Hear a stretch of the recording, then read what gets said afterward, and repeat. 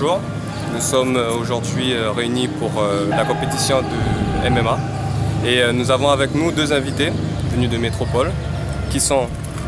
Bonjour, Olivier Damario, je suis prof de judo, jiu-jitsu, boxe américaine et j'ai été 3e à la Coupe d'Europe de jiu-jitsu en 2002. Bonjour, Eric Candori, donc pratiquant et enseignant de judo jiu-jitsu, donc champion d'Europe en jiu-jitsu. Ok, donc messieurs, comment avez-vous trouvé le niveau déjà du BCK durant la compétition? Déjà pour ma part, il y a un très bon niveau puisqu'on a travaillé ensemble sur un stage durant la semaine avant la compétition. Donc on a pu travailler ensemble avec nos amis guyanais. Très bon esprit d'ailleurs, un club qui a vraiment un bon esprit et que je pense qu'ils iront très très loin. Et c'est vrai que le niveau là a montré l'ambiance un peu du club. C'est des gens qui travaillent et puis il faut continuer comme ça. Pensez-vous qu'ils ont un niveau international, national? Pouvons-nous avoir un champion guyanais kouroussien du BCK?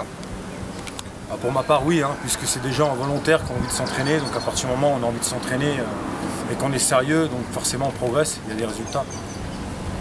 Okay. Est-ce que durant le stage, avez-vous trouvé des jeunes qui peuvent monter à ce niveau-là, si vous pouvez citer des noms ou... Oui. Avec le champion qu'on a eu, Anthony Albertini. Voilà, il y a des jeunes champions comme ça qui, je pense que s'ils continuent à s'entraîner dans la direction dans laquelle ils sont, la motivation, ils ont une motivation, ils ont envie de se dépasser. Là aujourd'hui, ils l'ont prouvé. S'ils continuent vraiment comme ça dans cette direction, je sais qu'ils en parlent tout le temps, on est resté un petit peu avec eux, c'est vraiment leur vie. Pour moi, il n'y a aucune raison que ça passe pas à un moment ou à un autre. Ok, d'accord. Et les compétitions, vous faites des compétitions vous-même? Vous n'êtes que prof?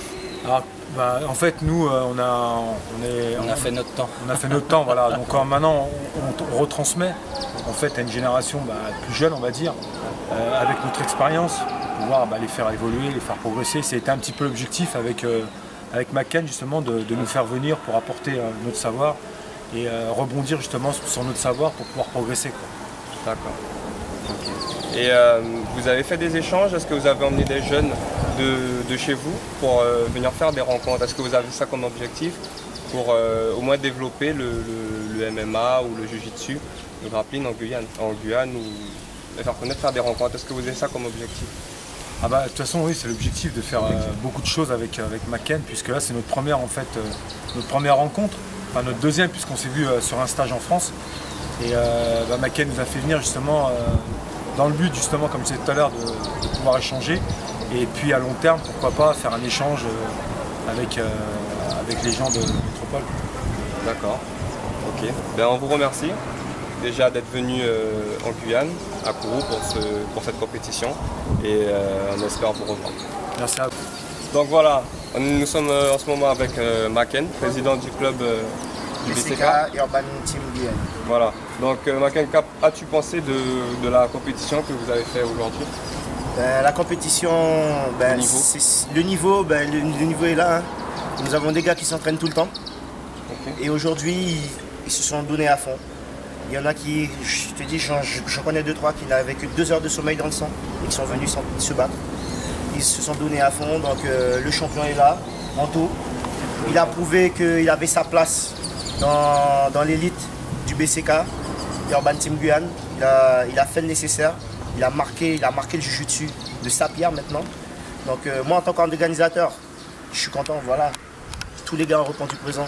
Maintenant ce qui est dommage, je vais le dire, je préfère que ce soit moi qui le dise, comme ça je l'assume moi-même. Il est dommage que les autres clubs de Guyane n'aient pas répondu présent et aient spolié notre activité, puisque bon, nous sommes là pour faire avancer le sport. La Guyane est trop petite, on est trop peu nombreux pour se permettre de se tirer dans les pattes. Mais bon, nous, on sait qu'on participera à toutes les compétitions où on sera invité. Et on sait qu'on va tout gagner. On est là pour ça. On est là pour ça, sans prétention. Ok. Ouais. Anthony Albertini, comment s'est passé pour toi cette compétition? Ça s'est bien passé. Là, j'ai lutté en moins de 80 kg. J'ai fait un régime de 6 kg sur un mois pour descendre. J'étais à 86 kg. Je suis descendu à même un peu plus. Je suis descendu à 78,4 ce matin à la pesée. Là, on se prépare. Là, c'était un événement pour se préparer pour la Martinique.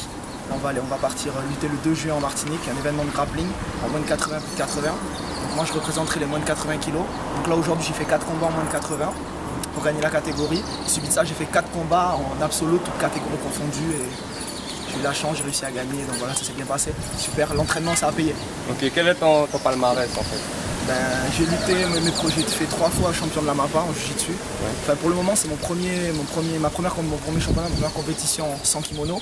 D'habitude, je lutte en kimono. Donc, j'ai fait 3 fois champion de la MAPA. C'est un Utah limitrophe d'ici du Brésil. Après, j'ai fait 2e à la Coupe des Amériques en 2010 à Manaus, une compétition internationale. Il y avait des gens du Venezuela, un peu différents pays d'Amérique du Sud.